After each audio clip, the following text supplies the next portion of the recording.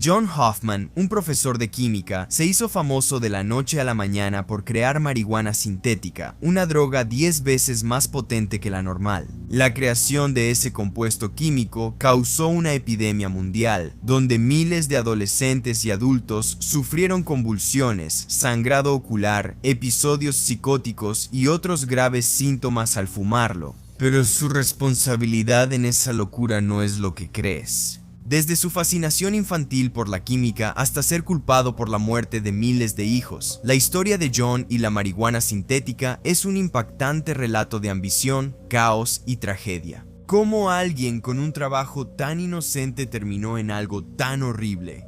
Para responder, debemos regresar a los años 30 cuando John era un niño que amaba hacer una cosa más que nada. Antes de que su nombre se asociara a una droga que causó una epidemia, John Hoffman era un niño normal. Creciendo en Evanston, Illinois, Evanston era una ciudad académica tranquila, moldeada por la presencia de una de las universidades más importantes de Estados Unidos, la Universidad Northwestern. Es el tipo de lugar donde la mayoría de los residentes eran académicos y, en general, personas inteligentes. Y John iba por el camino correcto para convertirse en uno de ellos, gracias a su amor por la química. Mientras la mayoría de los chicos de su edad estaban interesados en el fútbol o persiguiendo chicas, John leía libros de texto y absorbía toda la información que podía sobre átomos, moléculas y todas esas cosas que yo ya olvidé. Desde la preparatoria también puso en práctica sus conocimientos. Con solo 15 años, él y unos amigos accidentalmente provocaron un incendio en la calle mientras mezclaban químicos de un set de química. Nadie salió herido, pero John acabó en la estación de policía. Ese día mostró lo peligrosa que podía ser su pasión. Años después, cuando llegó el momento de elegir una carrera universitaria, su padre lo animó a estudiar medicina porque, bueno, él era doctor, pero John no estaba interesado en tratar con pacientes. Le atraía preparar compuestos en laboratorio, por eso estudió química en Northwestern y luego obtuvo un doctorado en tecnología de la información en Harvard en 1957. Así que claramente es un tipo que sabe lo que hace. Poco después de ser doctor, se integró a la facultad de la Universidad de Clemson para enseñar química y trabajar en laboratorio. No es que lo obligaran a correr en laberintos buscando queso, sino que simplemente le encantaba experimentar. Y, más específicamente, le encantaba experimentar con una categoría específica de químicos, compuestos sintéticos que fueron diseñados para dirigirse a los mismos receptores en el cerebro a los que se une el THC. Y sí, eso es sumamente específico. Entonces, ¿por qué estaba tan enfocado en eso? Digo, este tipo parece lo más alejado posible de estar interesado en cualquier cosa relacionada con la marihuana. Entonces, ¿qué pasa? Bueno, hasta los años 80 se desconocía cómo actuaba el THC en el cerebro. Consumirlo causaba efectos psicológicos, pero los científicos no entendían cómo funcionaba químicamente en el cerebro. Todo cambió en 1988 cuando Alan Howlett y William Devon hallaron los receptores CB1 y CB2 en el cerebro. Sé que suena raro, pero esta revelación fue enorme porque descubrieron que esos receptores causaban que te drogaras. El THC no flotaba sin rumbo en el cerebro al encender, sino que se unía a estos receptores. Y experimentos posteriores descubrieron que estos receptores estaban involucrados en el control de una amplia gama de procesos fisiológicos en el cuerpo humano, desde el sueño hasta el apetito, el estado de ánimo, el dolor y más. También conocido como una gran oportunidad para vivirlo. Este hallazgo permitió a los químicos crear cannabinoides sintéticos que actuaban en los receptores CB1 y CB2 para probar nuevos compuestos, para medicinas o tratamientos que ayudaran a las personas, y para Juan este era un reto irresistible, con financiamiento del Instituto Nacional sobre el Abuso de Drogas. En los 90 se adentró en este mundo y empezó a crear una biblioteca de cannabinoides sintéticos, modificando estructuras y probándolas en ratas con los mismos receptores CB1 y CB2. Para saber qué pasaba, etiquetaba sus compuestos nuevos con iniciales como JWH001, JWH002, etc. Al final de sus experimentos, creó más de 400 compuestos, todos catalogados, documentados y subidos a internet. Se compartieron detalles para que otros químicos investigaran por el bien común, aunque no todos compartían ese objetivo. En 2008 Juan recibió un mensaje inesperado de un bloguero radicado en Alemania. Adjunto venía un artículo de revista sobre un joven hospitalizado gravemente tras fumar Spice. El nuevo fármaco fue analizado en un laboratorio por científicos forenses y los resultados revelaron un compuesto químico presente en JWH-018. Esto sorprendió a Juan. ¿Cómo un compuesto que él creó en un laboratorio tan lejano llegó a los pulmones de un joven en las calles de Alemania y casi lo mata?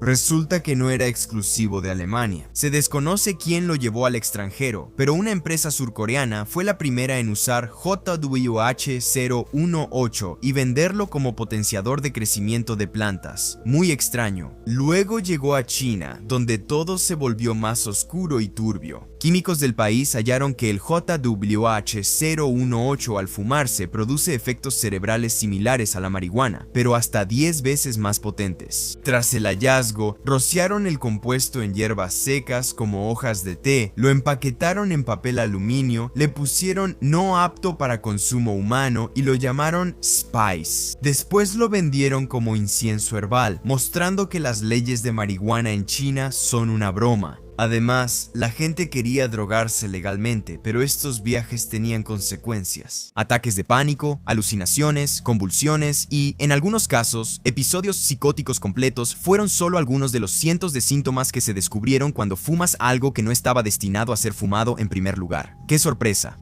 En pocos meses, la Spice se expandió por Europa. Laboratorios del mercado negro copiaron la fórmula y la vendieron como K2 Potpre y otros. John se volvió infame porque el compuesto se rastreó hasta su investigación original. Recibió muchos correos, algunos de químicos aficionados pidiendo consejos, pero la mayoría de padres devastados culpándolo por arruinar la vida de sus hijos. En ese momento me pareció gracioso. Escuché sobre los malos resultados y pensé, alguien abrió la caja de Pandora, y claro que sí. Pero Juan siempre dejó clara su postura, diciéndole a cualquiera que quisiera escuchar que estos compuestos nunca fueron hechos para humanos, y eso era cierto. Cada compuesto que él hacía solo se había probado en ratas de laboratorio y definitivamente no se había probado para el consumo humano. Creo que esto era algo más o menos inevitable. Sin embargo, me molesta que la gente sea tan estúpida como para usar estas cosas, pero claramente a nadie le interesaba su opinión profesional, ni a los consumidores, y definitivamente tampoco a los químicos que lo fabricaban. Se enriquecían vendiendo esta basura, ya que el compuesto era muy fácil de hacer. Solo se necesitaban 3 materiales de partida en 2 pasos, y los márgenes de ganancia estaban a niveles en los que Mark Cuban invertiría. Así que el auge de la Spice avanzaba a toda máquina, y era inevitable que el tren de la Spice eventualmente llegara a su mercado más grande hasta ahora.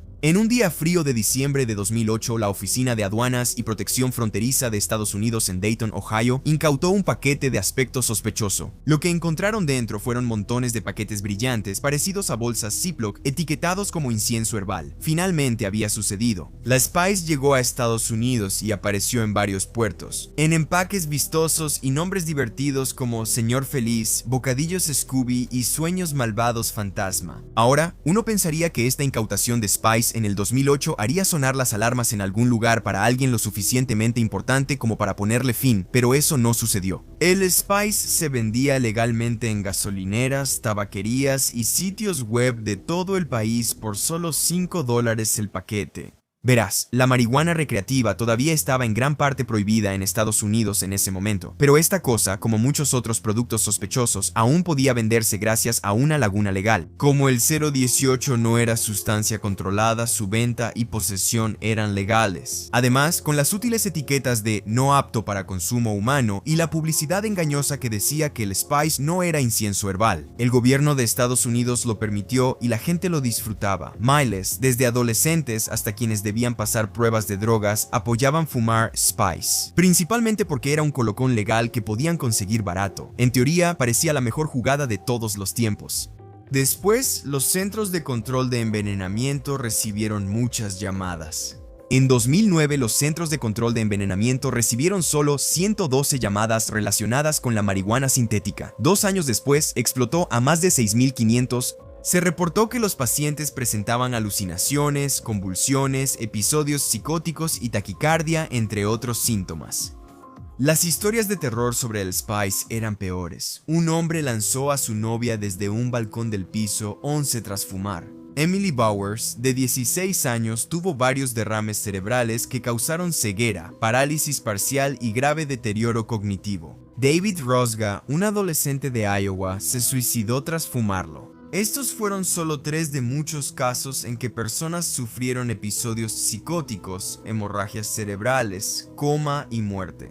¿Qué pensaba Juan al oír de estos casos? No sentía mucho remordimiento. Él dijo: estas personas eran idiotas por probar algo no testado en humanos y llamó a los usuarios de Spice posibles ganadores del premio Darwin. Es justo decirlo, pero estas tragedias no frenaron al gobierno de Estados Unidos, que tras años probando Spice decidió involucrarse definitivamente. La DEA detectó que compuestos sintéticos de John, como clásico 018, 073, 200 y otros derivados no creados por él, estaban apareciendo. Por eso emitieron una prohibición temporal de emergencia sobre 5 compuestos comunes, 3 creados por John. En 2012, el Congreso aprobó la Ley de Prevención del Abuso de Drogas Sintéticas, prohibiendo 15 compuestos al clasificarlos como droga de la lista 1.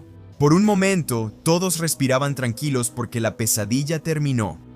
Pero aquí está el asunto. Prohibir esos químicos no detuvo a los fabricantes clandestinos, los inspiró. Aunque el gobierno prohibía un compuesto, los laboratorios clandestinos lo modificaban, creaban nuevos y seguían vendiéndolos. La situación legal era como golpear al topo y el gobierno no podía seguir el ritmo. Mientras tanto, la situación empeoró, ya que hospitales de todo el país reportaron un aumento dramático de incidentes con cannabinoides sintéticos. En 2010 hubo unas 11,000 visitas a emergencias por Spice y más de 28,500 en 2011, de las cuales el 55% eran de personas de 20 años o menos. La Spice pasó de ser un problema de salud pública a una epidemia de drogas y una industria multimillonaria. Y no estoy exagerando cuando digo eso. La industria de la marihuana sintética, en su apogeo, era un gigante internacional de miles de millones de dólares, generando cientos de millones al año globalmente. Entre quienes la fabricaban y vendían era una fuerza imparable. Para 2015, las autoridades habían identificado más de 500 compuestos de drogas sintéticas en total, cada uno más potente y rentable que el anterior. Toma el compuesto AMBFUBINACA. Por ejemplo, uno que costaba unos $3,500 por kilo y se vendía en más de $500,000 tras crear y vender la Spice. Simplemente había demasiado dinero por ganar y era demasiado fácil evadir cualquier tipo de ley que se implementara. Como era fácil crear nuevos compuestos, aumentaron los casos hospitalarios por ellos. En mayo de 2014 hubo 50 sobredosis por marihuana sintética, pero al mes siguiente aumentaron a 439. Los síntomas eran peores, sangraban por ojos, encías o internamente. Algunos parecían zombies, otros tenían fuerza inusual y algunos intentaban sacarse los ojos. Es una locura pensar cómo un tipo que solo hacía su trabajo y trataba de mejorar la medicina terminó provocando uno de los brotes de drogas más locos en la historia de la humanidad.